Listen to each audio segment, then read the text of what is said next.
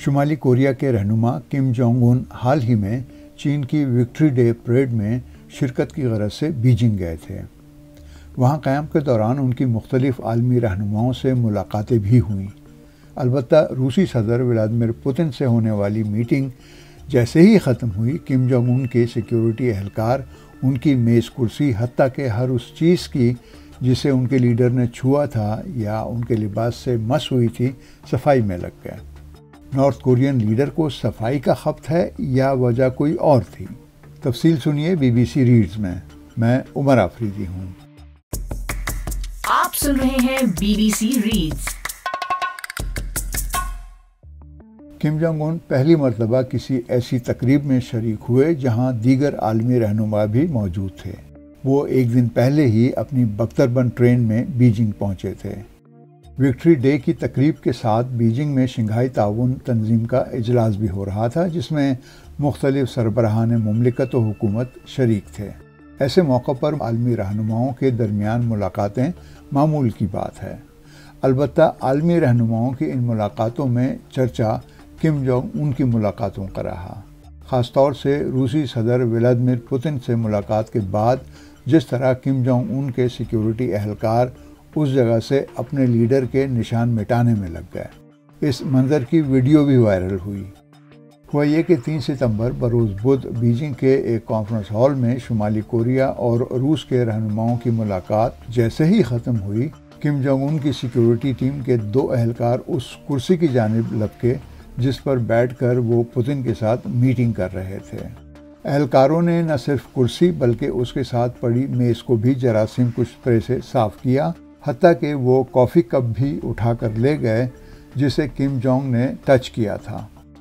ان کی security team بڑی مستعدی سے ان کی حفاظت کرتی ہے اور وہ جہاں بھی جاتے ہیں ان کی ٹیم ہر طرح کے سیکیورٹی اقدامات کو یقینی بناتی ہے۔ 2023 کی بات ہے جب پوتن کے ساتھ ایک اور سربراہی اجلاس میں بیٹھنے سے پہلے ان کی سیکیورٹی ٹیم نے کرسی کو جراثیم کش دوا سے صاف کیا اور اس بات کو یقینی بنانے کے لیے سختی سے جانچ پڑتال کی کہ کرسی محفوظ ہے۔ سن 2018 میں بھی جنوبی کوریا کے صدر سے کم جونگ ان کی ملاقات سے پہلے سیکیورٹی اہلکاروں نے کرسی اور ڈیسک کو سینیٹائزر سے صاف کیا تھا۔ بعض ماہرین کا خیال ہے کہ شمالی کوریا کے رہنما اپنی پراسراریت میں چھپی شخصیت اور DNA کا کوئی نشان نہیں چھوڑنا چاہتے، اسی لیے ایسا کوئی نشان یا سراغ جو ان کی صحت، عمر یا شخصیت کی چغلی کھائے مٹا دیا جاتا ہے۔ ان کی بختربند ٹرین بھی اسی وجہ سے خبروں میں رہتی ہے، جس پر وہ سفر کرتے ہوئے کئی روز تک دنیا کی نظروں سے اوجھل رہنے کے بعد ایک دم نمودار ہوتے ہیں۔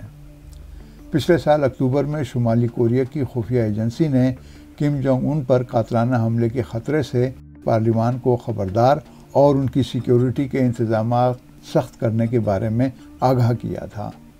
خفیہ ایجنسی کے مطابق کم جونگ ان کی سیکیورٹی میں مواصلاتی نظام جام کرنے والے آلات اور ڈرونز کی نشاندہی والے سسٹم شامل کیے گئے تھے۔ ایجنسی نے یہ نہیں بتایا تھا کہ کم جونگ ان کو خطرہ کس سے ہے، مگر یہ وہ وقت تھا جب امریکی محکمہ دفاع پینٹاگن نے انکشاف کیا تھا کہ شمالی کوریا نے اپنے 10,000 فوجی یوکرین کے خلاف لڑنے کے لیے روس بھیجے ہیں۔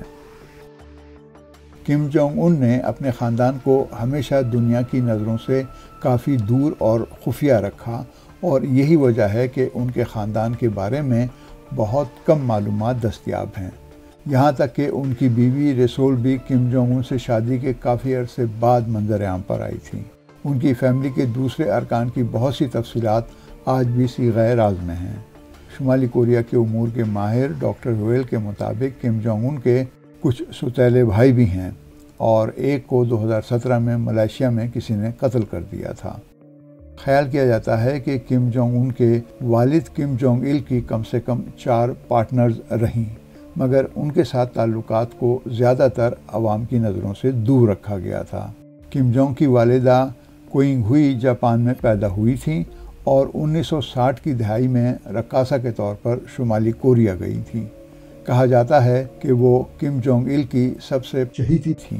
1973 میں کوئنگ ہوئی کے دورہ جاپان کی تصاویر 2018 में मंजर आम पर आईं।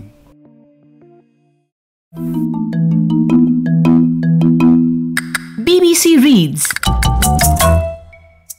BBC रीड्स के जरिए हमारी यही कोशिश है कि BBC उर्दू की वेबसाइट की वो स्टोरीज जिनमें ऑडियंस की दिलचस्पी ज्यादा नजर आती है उन्हें और भी ज्यादा लोगों तक क्यों न पहुंचाया जाए। तो हम पढ़ें और आप सुनिए और अपने दोस्तों और साथियों को भी सुनाइए।